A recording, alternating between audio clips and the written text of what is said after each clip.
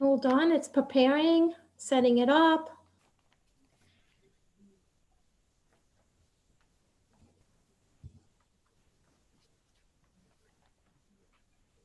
Okay, the board is live streaming now.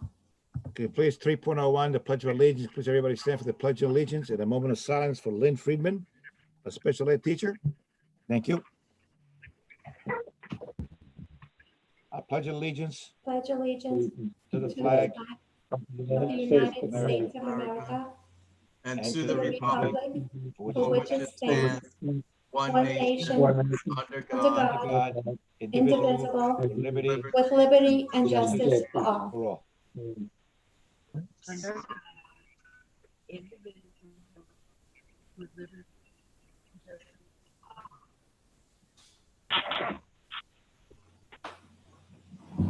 Thank you.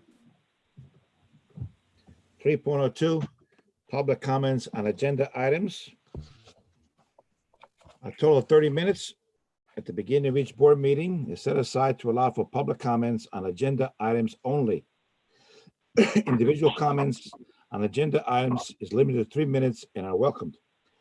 Based on the open meeting law and board policy 1230, debate or dialogue with board members is not allowed during the meeting. Compliments or complaints about student discipline, specific student issues, or personnel must not be addressed during public comment.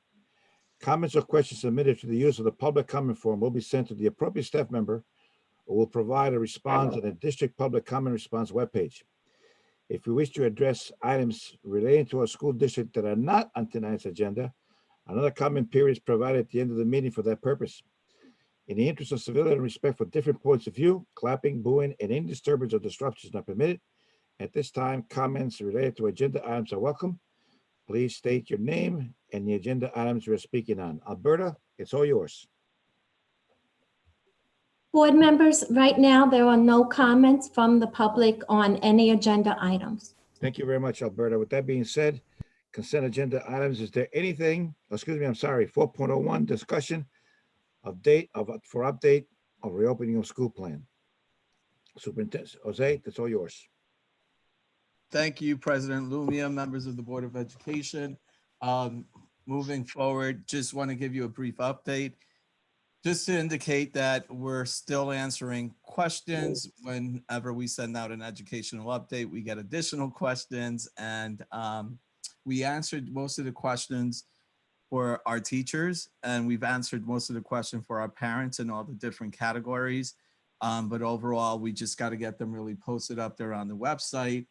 And the Office of Compliance and Information System, along with curriculum and instruction, all the offices for that matter, we're working to ensure and making sure that they will be up. So questions stem from safety all the way to nutrition and everything else in between.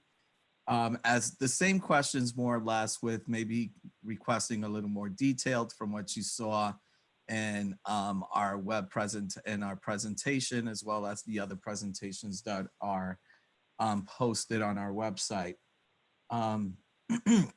with all of our educational updates as well. I'm just looking at my notes here, we're still getting other forums ready to go. I think it's important for the Board of Education to also understand that our primary goal is to get teachers and our teaching assistants, obviously, who work closely with the teachers, really set up for this experience, and really making sure that these next 5 days of professional development are very strong, they're very solid, they're very detailed. As you know, the governor only required for schools to put up their remote learning plan. So I still wouldn't be surprised that there may be any changes, any revisions to his order. I think that when flu season kicks in and a lot of the same symptoms that kind of tie in with the COVID will have a serious impact to what schools will look like. You do have to remember that there's a difference between testing and screening, and everyone will be responsible to screen every day. And with flu, you will, when you actually admit, and we're hoping that everybody maintains the honor system in both ways by telling the truth, whether it's that they don't have symptoms or that they really do have symptoms. But if you list any one of those symptoms, not 2 or more, not 3 or more, but one of those symptoms, you are required to stay home for that day. So with that said, I think there's going to be a lot that may come about what is going to happen as a state in terms of looking at whether we have to go remote for some time. So as I said before, and I said it in the presentation, our goal is to make sure that teaching and learning is primary, that it's happening under the requirements, the expectations, the level of norms, uniformity that we have established. And I have to say that the Office of Curriculum Instruction, they have done an incredible job with Dr. Cardwell. And Dr. Cardwell, I know you're listening. Please forgive me for having you work all weekend as well and bothering you. But in addition to that, they are posted our professional development workshops for the next 5 days. What we don't have is the descriptors because it would then take up way too much space, but the teachers will know more in detail what those workshops are for and what they're about. And it stems from everything from safety to teaching and learning to social emotional learning and expectations in terms of training, in terms of when we go back and if we go back within a phase-in model. So the today, very early this morning, Mr. Lokema and his team had probably 400 or more parents scheduled by appointment to start picking up Chromebooks. So we touched base just to see how things were going. I can tell you, he said that it was extremely, it was very full. Parents had questions and they try to answer these questions as swiftly and as possible so that they can continue to ensure that all families got their first set of Chromebooks. So what we're seeing more and more is that more families are requesting the Chromebooks, and it's necessarily so, but we will have to work through that. And I do appreciate, and I shared with Mr. Lokema some of the recommendations and things that maybe we can look at and attempt to do. And I share that with Mr. Lokema from some of the individual board members that shared that information over email. So thank you very much. I would mention your names, but I don't want to miss anyone who spoke. I know primarily that somebody's smiling, and I know for sure Trustee Sloshower also was a contributor to that information. And I think it was you, Ms. Johnson. That's why you're cracking up. So here we are. And what I'd like to share is that we do meet on a weekly basis from a regional standpoint, the superintendents, as well as from a county standpoint. So I will be, let me not use the word monitoring. I will be asking a lot of questions to those school districts that have started in a hybrid model and seeing how things are going. What are the pros? What are the cons? And I think one of the things that we're most concerned about as a school district is really just the part about COVID testing. Not that we will be responsible to provide the test directly to families and students, but just the connection of having 13 school districts, other agencies having to connect with the Department of Health to help us get through that, and the tracking system, contact tracing system. So those two components that were required for. When we held our teachers meeting, I was very honest with the teachers and I said, I signed up to be an educator, and I shared this with the board already. So one of the three I can work really hard at, even though there's a lot of unknowns with that piece, but the other two, we're not in the medical profession. I'm not in the custodial engineering profession. And so that becomes a little difficult in terms of disinfectants, so on and so forth. But as it was mentioned, Director Bross is doing a solid job and is very extremely thorough in terms of the protocols we will be putting together in place. So my goal is to really utilize September 13th and get more input, as I did from the Board of Education just 2 weeks ago, and continue to work in that fashion. And if there is anything, any updates, for us to just be flexible and ready to have any impromptu meeting that we may need to have to address anything regarding not just the reopening of schools, but COVID 19 and maybe anything related to that. Let's not wish bad on it. Let's not hope for anything negative to come, but we have to be pragmatic and we have to be realistic about it. So that's my update. Are there any question on the part of any board member? Keith? Thank you. Thank you. My question is, if a kid has a symptom, if a student has a symptom, will be required for remote learning? If it's one of those hybrid days, would they be required to do remote learning instead of, since they are able to come in into the school building if they have a symptom? When you screen and you have one of those symptoms, you cannot come into the building. No, I'm just saying, how will they get educated for that day? Will there be a remote learning? Remotely. Okay. Yeah. Yes. There's But not going to be too easy. those are still so many details that everyone's really still trying to work out because it is so complex. Okay. So a teacher, Like, I guess, but, when but no student will be counted as absent. Okay. In terms of if they're able to do work remotely. So they'll have, while the teacher is teaching for that day, everyone else, and this person has to be at home, will there be a camera in that room just directly on the teacher? Well, we so don't. That student... These are the things that are so complex. Okay. And that's the hybrid model. Yes. And that's why that was one of the primary reasons to continue to do this work in collaboration and really continue to see how how the hybrid model is going to work. And what I said before was, I'm going to depend on my colleagues who started off with the hybrid model to really hear the pros and the cons and really take that in and see how things are working. Jose, is it possible for teachers to literally videotape their lectures so the kids, for example, misses because they're sick at home because of COVID or whatever reason, he can go back and refer back to that particular lecture that the teacher has online on our link. It seems to me that we should be able to videotape. Teachers should be able to videotape themselves so that their videotape can stay on their link, and the student can go back, just in case he doesn't send it first time. He can review it. And for those who missed the class because of sickness or whatever, can go to that particular link and see the video.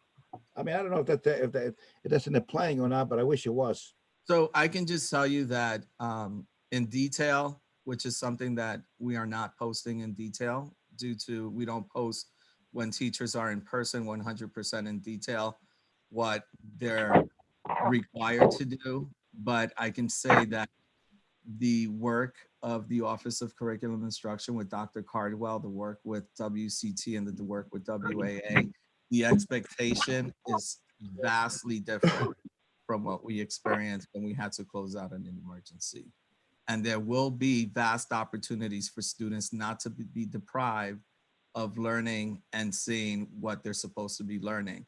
They're also going to be working under their schedules with a modified schedule because the state, as we showed, requires that for each course we have what's the word I'm looking for? The minimum of 180 minutes a week. And what that would look like would differ from school to school, district, not school to school, from one district to another district. So there's no plan basically of actually videotaping themselves. There's plan. Okay, thank you. Eddie, you got a question? There's plan. I can't. Okay, you can't talk. Okay, that's fine. Eddie? No, I didn't have a question. Marie? I do. Okay, Marie first, then you, Ruby. All right, I Okay. stopped my video. Hopefully my voice is going to come through. It is coming through. I'm just trying to clarify real quick. I think I understand what we were trying to say. So little Johnny's supposed to be in school Monday and Tuesday, but on Tuesday he woke up with a headache, so he can't come in. He gets to log in like little Sally does on Monday, Tuesday, Wednesday. He gets to log in the same way. So he's still getting the same class. He's just doing it remotely like he would on Wednesday, Thursday, Friday, correct? Yes. And Okay, I'm 98% correct. The other reason is that Johnny may be sick that day as well. Right, but he can log into the system like he would on his remote only days and still be able to get the curriculum. If he's feeling well. Well, I mean, yes, Yes. if he wakes up with, I mean, not for nothing, I have my allergies going right now, so I So- sneeze outside, so that wouldn't let me do certain things, but you know, we would have to let him stay home. So to be quite frank with you, and without getting into other things that can compromise all the conversations that we're still having, the specificities, when you do the math of a hybrid model, those are the things that we're still kind of working through. And part of this 5-day professional development will really be super important to try to work those things out as well. Because think about it, and for those of us who have been in the classroom, let's just say your class roster is 26.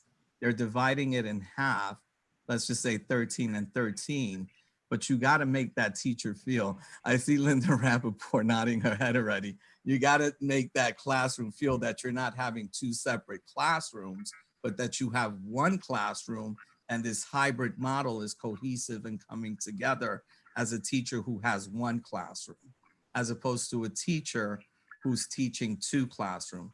So the complexities of that and some of the details and specificities are the things that are really some real important conversations, and we're bringing teachers into it.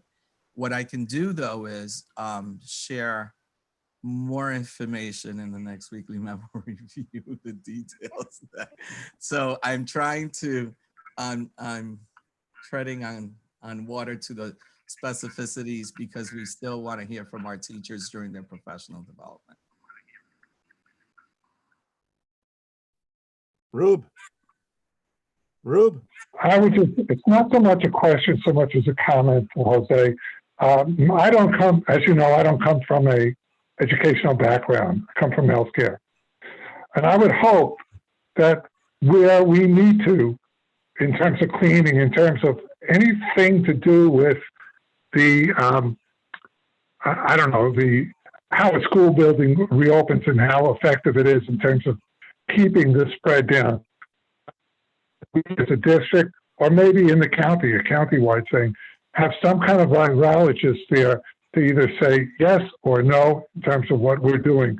Is it good? Is it ineffective? I think that for certain things that we're doing, we don't know what we're doing. And at least somebody who's trained in the field of virology would have some kind of a knowledge of what's good and what's bad. Are there any So other, thank you. are there any other questions? Thank you for saying that. And as I said before, for all the trustees who did ask the question, there will be asynchronous learning opportunities for little Johnny and little Marie and those folks that Thank you. have displayed a symptom, and what that would look like. But there will be, because the other piece that we're required to do, we're required to make contact with our students every single day. So now going back, and I'm looking at some of the teachers that are nodding their head on the screen, right? Former teachers, is like, how am I supposed to be making contact when I have a class? So we're working all those details out. Linda? Yeah. Linda? Yeah, I have a question. Is there a way, this is for Jose, is there a way, let's say over the course of the day, so let's say I've got 26 kids in my class, 13 of them I'm seeing Monday, Tuesday, Wednesday, everyone's remote. I'm seeing the other 13 Thursday and Friday. So those kids who are remote, I mean, yes, if the camera's on me, then they're going to get the lesson. But is there a way for them to be able to interact with the students who are in the classroom? You know, like I'm thinking, you know, being a teacher, like how cool would it be to have buddies? You know, like a classroom buddy being buddy with a at-home buddy as a way to maintain engagement. And the other, to create that cohesive feeling of a classroom. Is that even a Yeah. capability?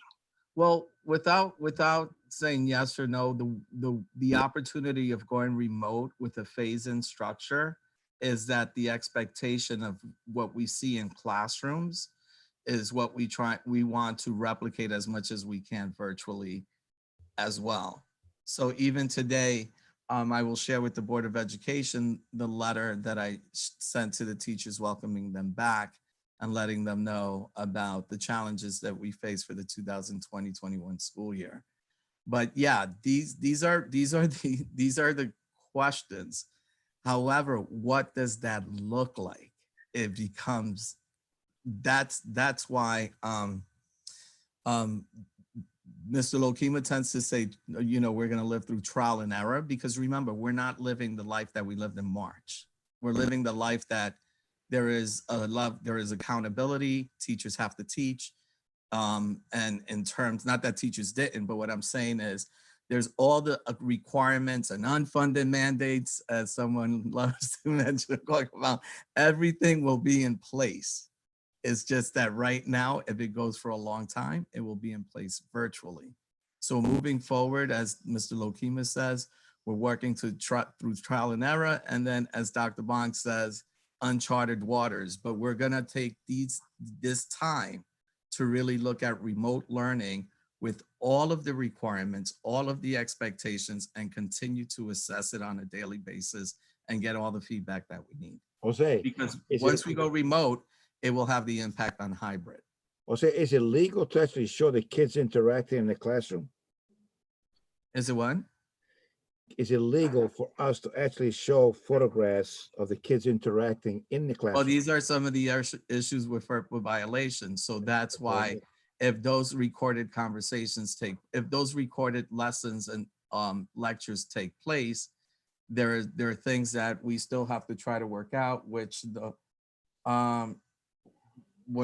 has to deal with just like being able, when we get permission from parents to get permission to have them photograph or be in a newspaper, so on and so forth. But overall, it would definitely, we can't compromise FERPA. So that's a great question.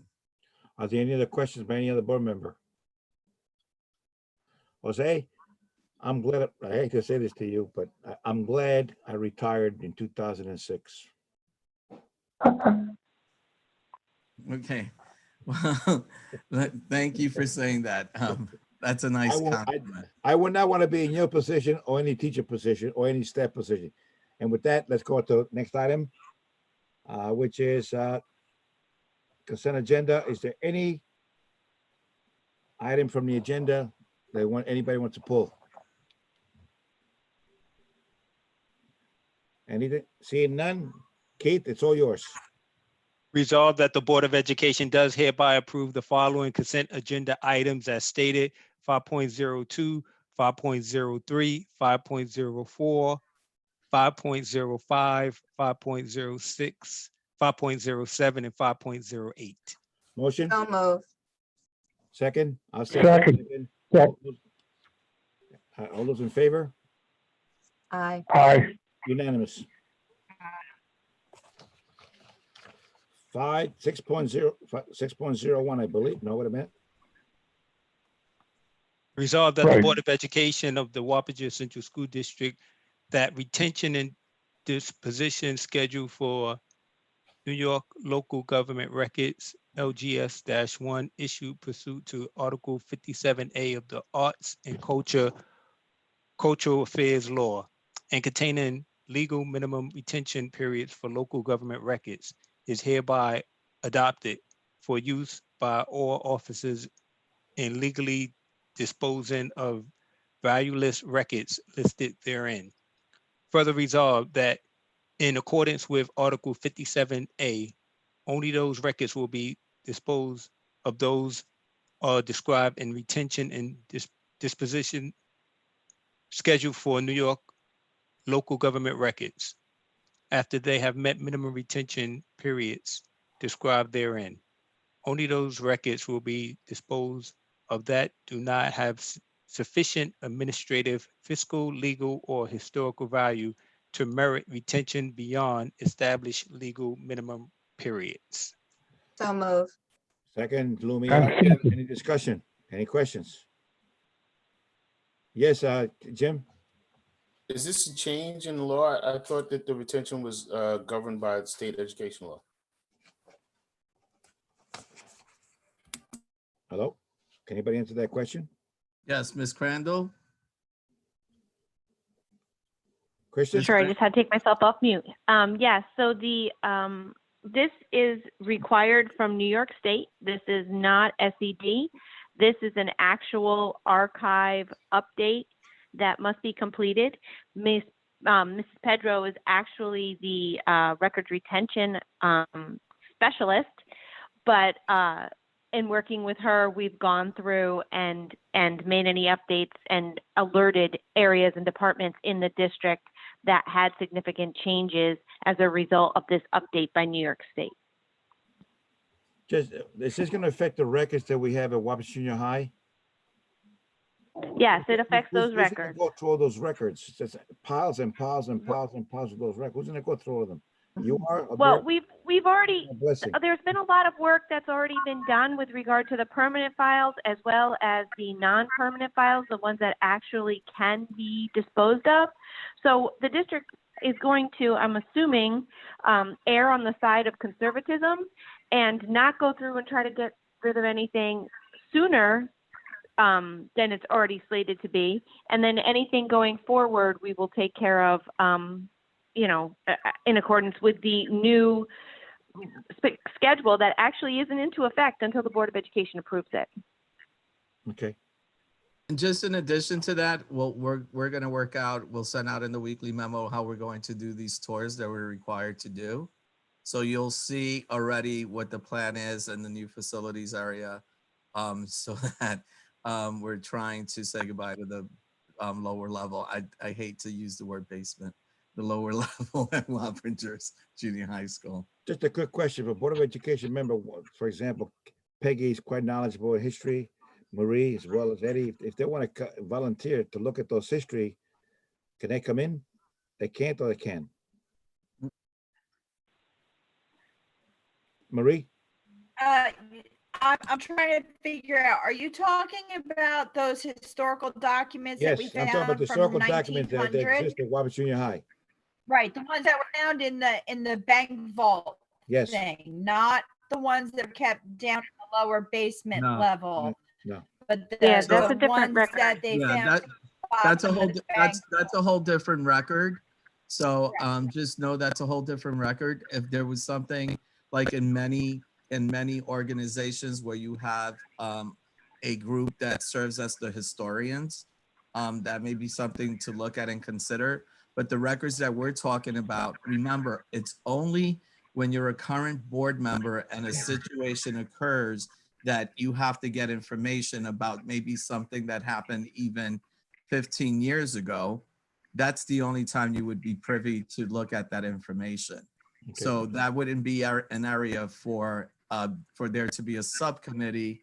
But if there would be, if there was a subcommittee to the other components of the history of just the district in general, that's something to maybe want to consider, and we could put it together and make it just not board-wide, but district-wide. Okay.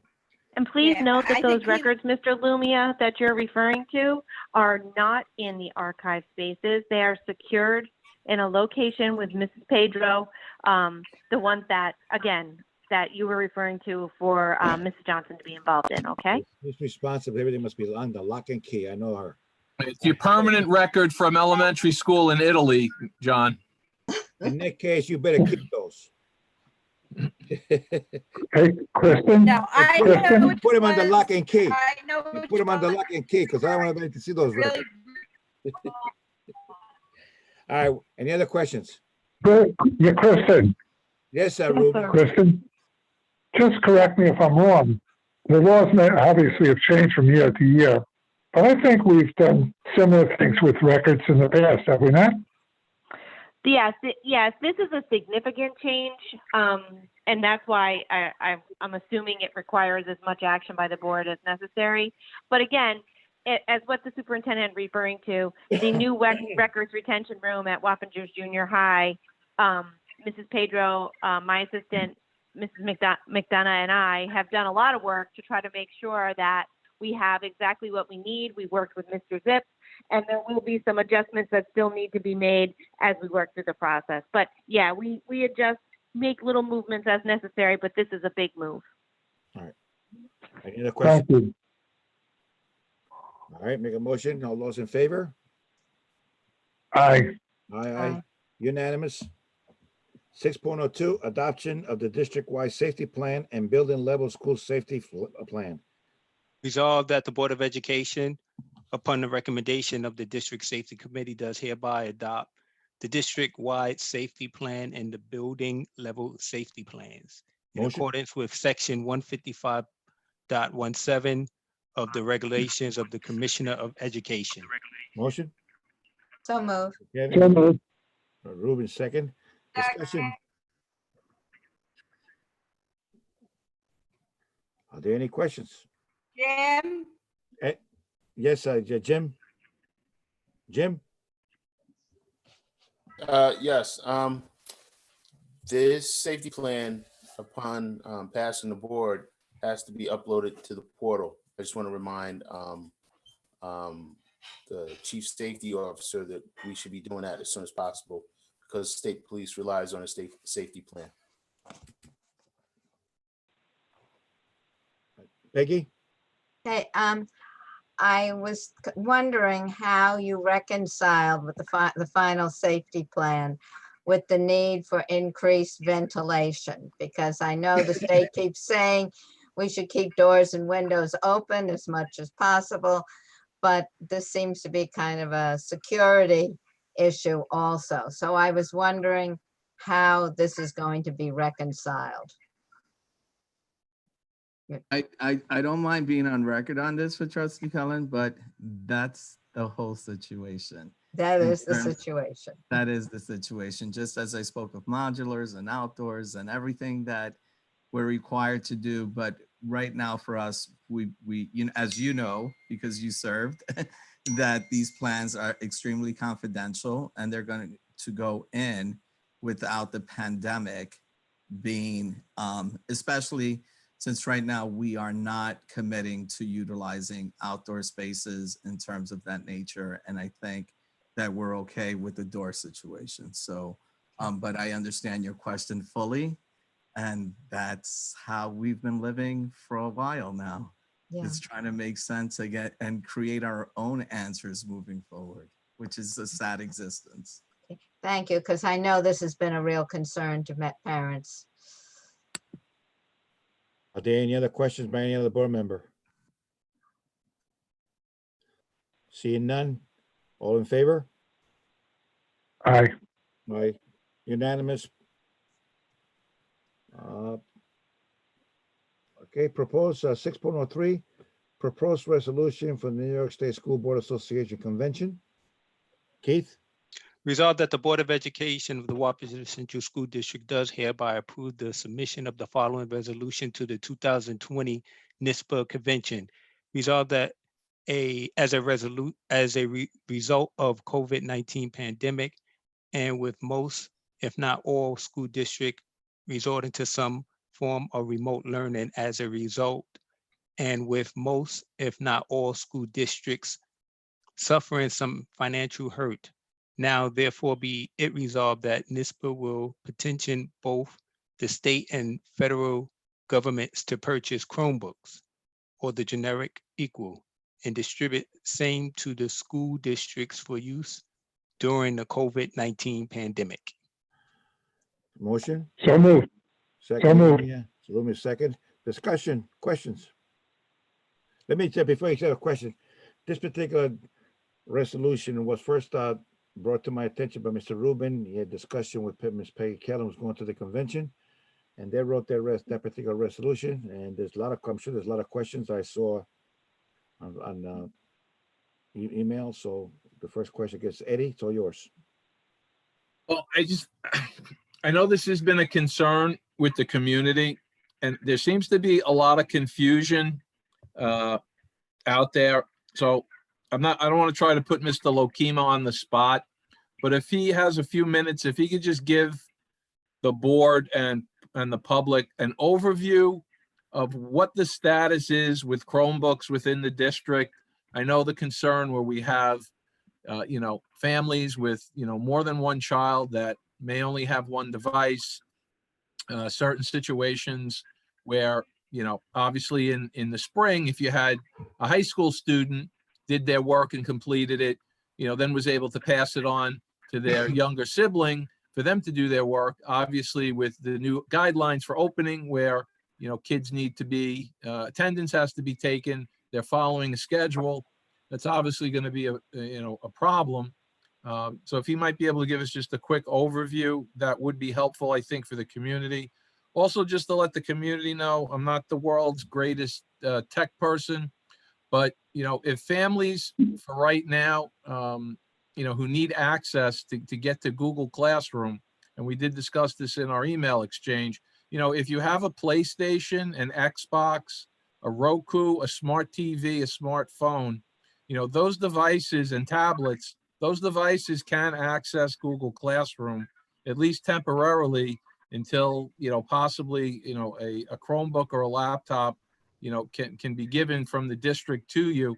So, also, I would also recommend if you have a question to get in touch with the tech department at the district, for some other alternatives. Obviously, everyone's there to help.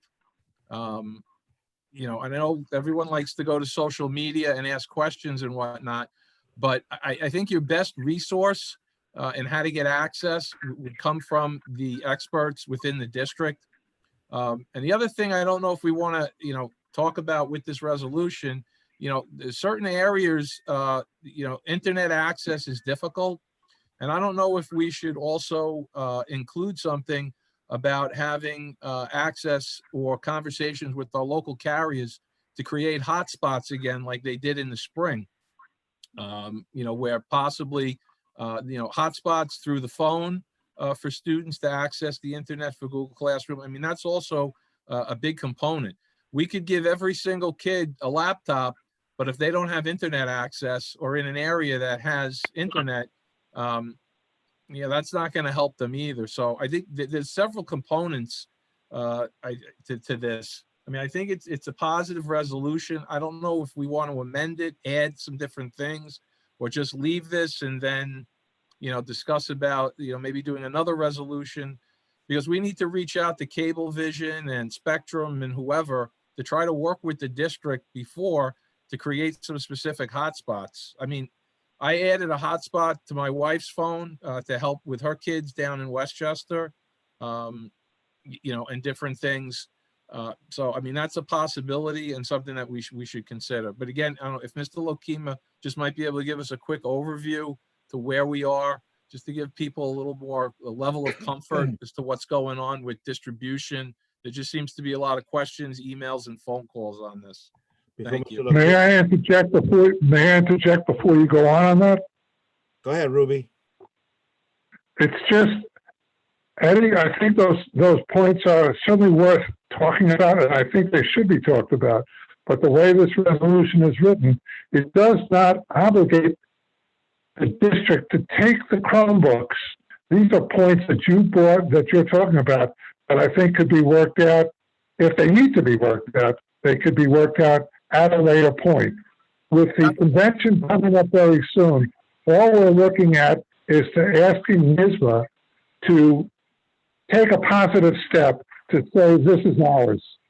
This is what we want you to do. Doesn't say we have to partake of it. That's fine. I mean, I don't disagree with you, Mr. Rubin. I'm just again, me. I don't shut up, and I'm just trying to cover all bases as quickly as possible. That's all. So we could try to address everything, because this what you brought up was very important. It's a huge concern, but there are many other components, and we're going to get questions on this. So let's try to get as much done as possible. So that's all. That was my point. I think what Mr. Schleishauer pointed out is exceptional, excellent. I think the questions, hopefully Darren can answer. I mean, he gave me an education on his email on the various possibilities of actually accessing, which I think that, thank you very much. So Darren, it's all yours. All right, thank you. Well, without, I didn't write down every question there, but I guess the generic is an overview of our situation. So today we did in fact hand out 360. We had invited 420, but about 360 people showed up for Gayhead to pick up. Tomorrow we'll do another 300 plus, and then on Thursday we're scheduling a couple hundred more. That represents the initial just about 1,000 families who who've never received a device from us. So they are first time device recipients for the most part from our district. There are now,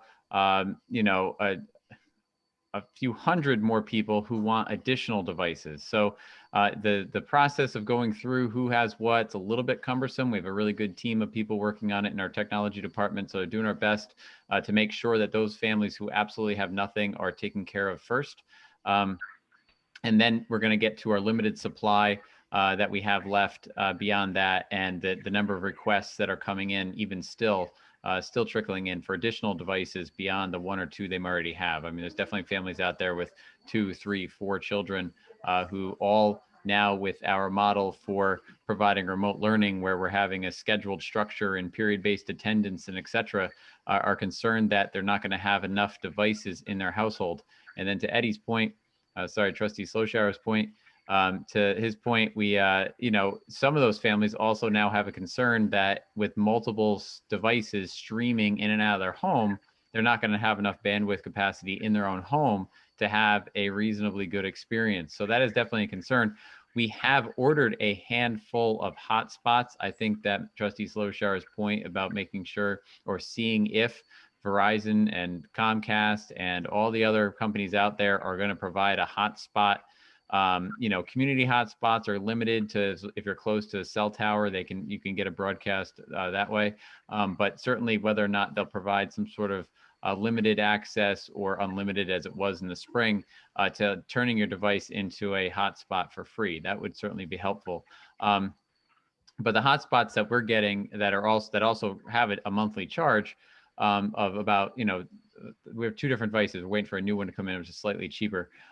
Do have limitations as well. I couldn't do this meeting on there off that hotspot and show the tiles of every face. So I'd only be able to be a participant, see one tile. Otherwise, it kind of bombs out. They're not really high speed. You know what I mean? So, but we're doing our best to accommodate. I believe we'll be using the CARES Act money to order another 500 or so more devices. If we get those devices in, I think we'll be able to cover all the families that have requested so far. So we're gonna do our best to get more. And then Are they available, Darren? We did yes, we got an official quote, Mr. Rubin, for 520 or so devices. That would basically encompass about $136,000 of the CARES Act money.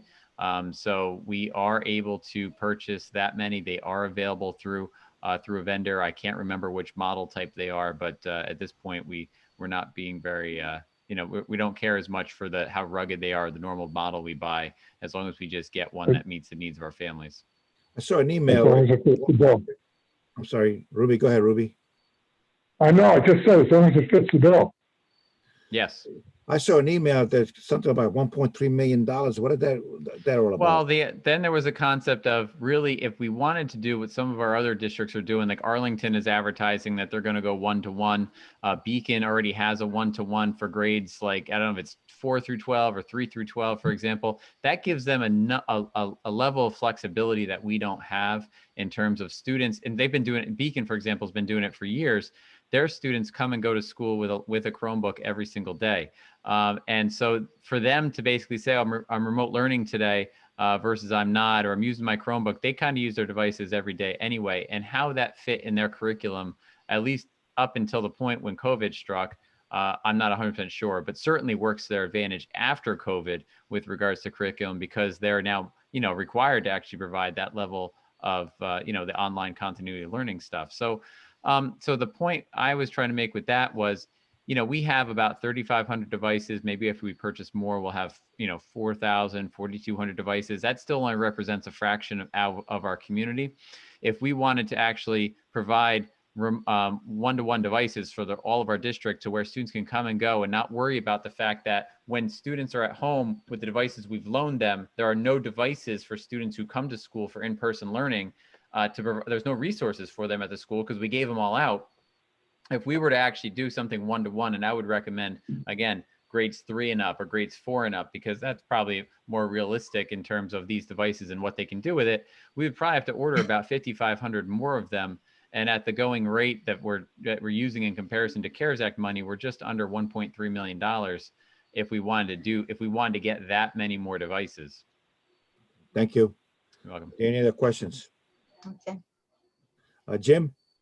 Darren, Mr. Lokema, thank you for being on top of this. No problem. Yes. Peggy?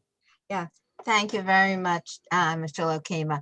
I'd just like to say that obviously we don't have the $1.3 million. We would like to do this. So that's what the reason behind the resolution, that it would be very good if the state or federal government did supply money for this. It seems as though all around the country, there are districts that have this need. Yes. With that being said, all those in favor of the resolution? Aye. Jim? Unanimous? And I just want to say 2 seconds quickly. Thank you for saying what you said, Trustee Kellen, because at the same time, it is our reality. And that's why we need people to advocate for school district like ours that are middle class school districts where we, for years, we always attempt to look at our grants and see how we can qualify. And we never are able to qualify for these opportunities. And I see them as opportunities for, and rightfully so, students that have less, students that can't afford, rightfully so, should be privileged with these opportunities so that they can have as much equitable education as the majority of our students have. So thank you for saying that. Mr. Rubin, thank you for thinking of the resolution and writing the resolution. Excellent. And with that being said, 6.04, second reading and adoption of policies. Motion? So moved. So Resolved that, moved. Okay. Let Rubin, him second. read it first. Yes, read it first. resolved sorry? that the Board of Education of the Wappinger Central School District hereby approves the second reading of and adopts the following policies based upon the first reading by the board and the recommendation of the policy committee as stated. So So moved. moved. Peggy and then Rubin, second, and discussion. All those in favor? Aye. Aye. Unanimous. Are there any requests for addition to the agenda? Seeing none. Comments, communication from the public. Alberta, it's all yours.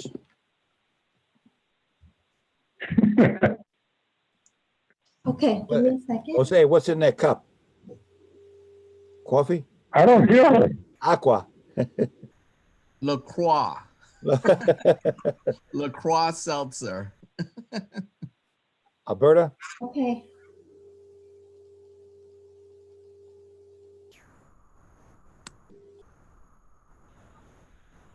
First comment is from. I've made a note of the time, Alberta, okay? Thank you so much, Casey. A17.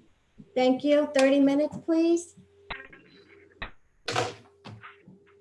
First comment is from Gabriella R. As a district, we need an open and honest discussion on, hold on, I'm sorry, my battery fell out. Let's do Gabriella again.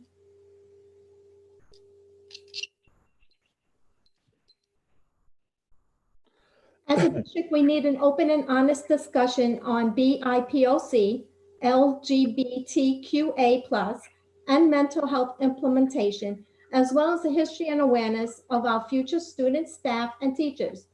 When being looked down and belittled by teachers and students, feeling empowered is not what comes to mind. As an alumna of the Wappinger Central School District, I can assure you firsthand that the mission statement of the district has fallen short of its promises. The mission of the district is to empower all of our students with the competencies and confidence to challenge themselves, to pursue their passions, and to realize their potential while growing as responsible members of their community. Attending John J. Moore specifically, I did not experience the allure this statement represents. Having a disability and needing a 504 accommodation put in place, it was completely overlooked by guidance counselors as well as principals, whom I will leave anonymous. I wanted so desperately to feel empowered and to recognize my potential, but I was not given confidence. In fact, my character was destroyed by those who were supposed to ensure this statement came to fruition. It was then I realized no matter how much I asked for help, I was going to be told I was lying. More specifically, told I was leaving the school premises, while in reality, I was desperately seeking someone who would believe and help me. If this could happen to me, imagine PIBOC students who can't see the light at the end of the tunnel. Not only having disabilities laughed at and brushed off by members of this district, but also being taunted by other students for being my authentic self.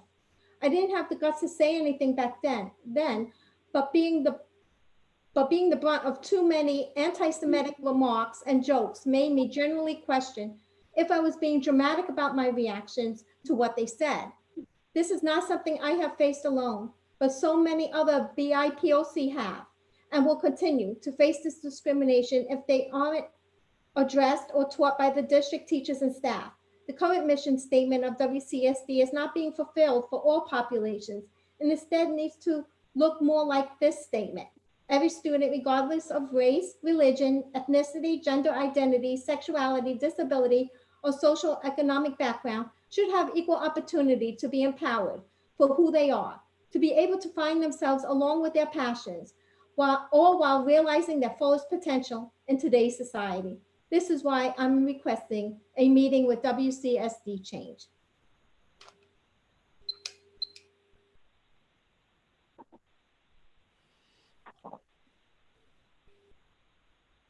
The next comment is from C. Mosier. Today marks 23 years exactly since I moved to Fishkill. I'm a taxpayer and I have always voted in favor of the school budget and for board members endorsed by the union, believing that this district truly lived up to its mission of expecting students to pursue their passions and to realize their potential while growing as responsible members of their community. The students of WCSD Change are doing their part to be responsible members of their community, yet you seem to think their concerns and requests for you to stand up and commit to racial justice can wait until a more convenient time.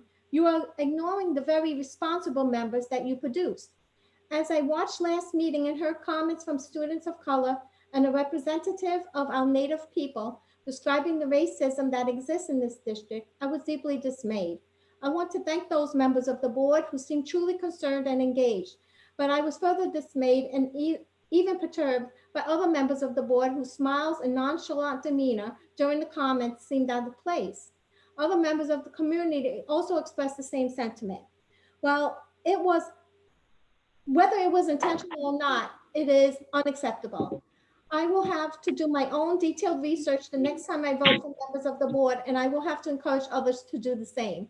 Please recognize that your legacy will be one of inaction and indifference to your own in a time when hundreds, if not thousands of school districts, communities, and even corporate America, where I work, have begun to acknowledge systematic racism, have bravely denounced it, and have moved ahead to mitigate the damages. It is within your power to stand on the right side of history so that all, not some of your students, can reach their potential. Stand up, meet with WCSD Change representatives. The third one is from Promoter Baypatla. As someone who's graduated high school a little while ago, when I look back at it, I wish there was more education about different cultures and how to respect them. When you're in high school, you're so naive, and this especially pertained to me. If someone made a comment towards me, I either didn't reply or didn't understand that it was a discriminatory comment. So just teaching students about how to respect other cultures can go a long way, especially once you get to college and graduate college and realize it's quite a harsh world out there.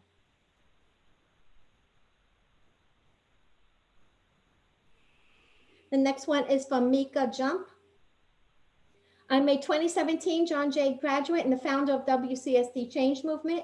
The members of the movement are doing exactly what you asked of us while we attended school. You said the mission of the district is to empower all of our students with the competencies and confidence to challenge themselves, to pursue their passions, and to realize their potential while growing as responsible members of their community. Our passion is racial justice. Racial justice is the systemic, fair treatment of people of all races, resulting in equitable opportunities and outcomes for all. Racial justice or racial equality goes beyond anti-racism.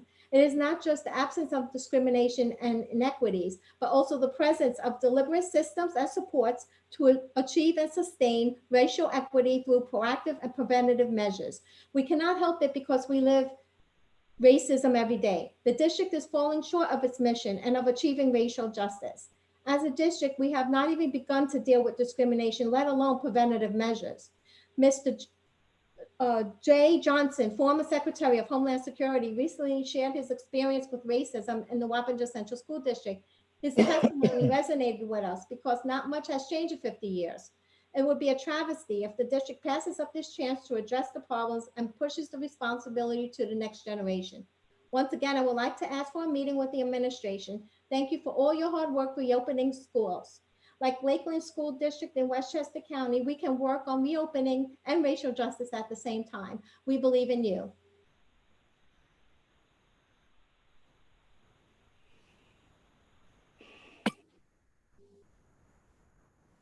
Okay, and then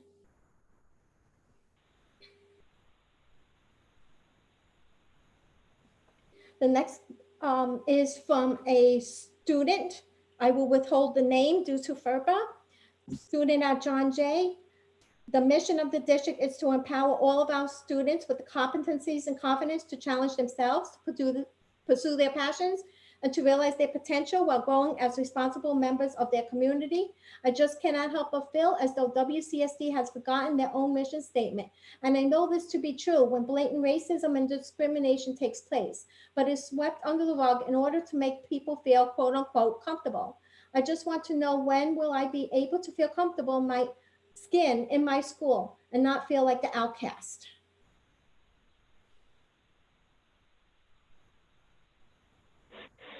The next one is from a student, so I'll withhold the name.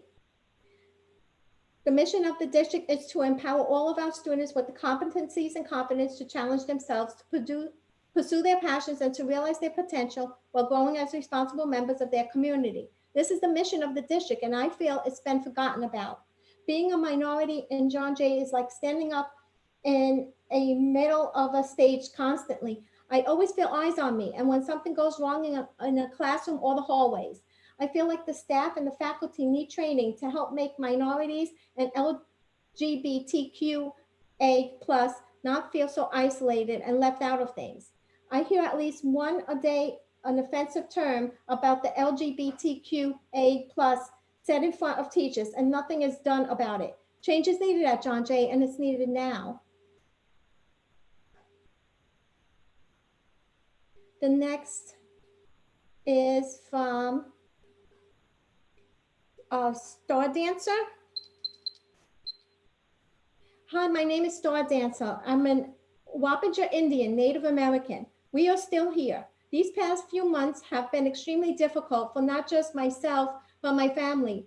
The amount of hate I have received from just speaking the truth is hurtful. I am proud to have some of my ancestors be Sachem Daniel Ninham, Chief Canopus, Shaman Isaac Barrett, Indian Hen Henry Barrett, David Ninham, Abraham Ninham, and more. I'm writing you all this letter today because myself, family, and many other Wappinger natives do not find the nickname or logo offensive. We all see it as an honor. I would gladly volunteer to create the new Native American mascot in a way that can accurately depict my people and be respectful. The reason why I care about this whole issue is because it is my culture. I look at this whole situation as a way that many people want the Native American history and legacies to be wiped away completely from history. In the past, when many schools changed the names, logos, and mascots, it had a negative impact on Native American youth throughout the United States. Several young Native family, and friends I have spoken to said to me, why are people trying to get rid of us? It truly breaks my heart to hear that question, especially coming from young Native American children. The Wappinger Confederacy consisted of many warriors. We will fight for what is right. In this case, I hope that you all choose to educate youth on the true Native American history, not eradicate. This controversy has done so much harm and has caused a lot of unrest to my people. We are not a federally recognized tribe because back in the day we didn't want to be. We don't like politics and we don't want to be associated with any political affiliation or organization. We just want to live in peace. We still live on our land today. The Wappinger Native Americans want the name and logo to stay. I will volunteer to teach lessons and to educate everyone about the Native Americans of this area. Sachem Daniel Ninum was born on the Fishkill Creek in the town of Wickapee. There were many villages, but have now since been torn down or sunk underwater by the government in New York State. These villages were throughout Dutchess and Putnam County. Sachem Daniel Ninum, Abraham Ninum, and many Wappinger warriors died fighting for the American cause alongside George Washington at the Battle of Kingsbridge.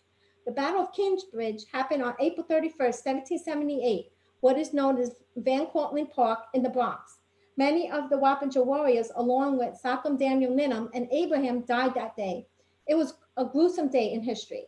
After Sachem Daniel Ninum was severely injured, he dragged his bleeding body to the river that flows both ways, Hudson River, so he could die peacefully. Sachem Daniel Ninum's last words were, I am a dry tree. I would die here. This is one of the many reasons why I fight to keep my family legacy alive. That's all the comments I have today. Is it possible to have the rest of the statement sent to each board member? Yes, sir, not a problem.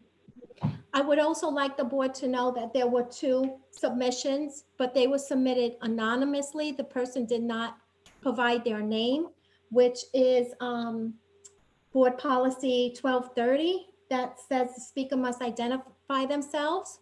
So I'd like to also forward those to the board. I won't read them aloud. I would like to forward those to the board via email as well. Please do so. Thank you. Any other suggestions?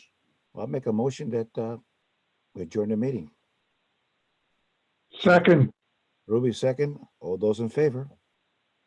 aye. Unanimous. Thank you very much, everybody. We'll see you soon. I know. Good night.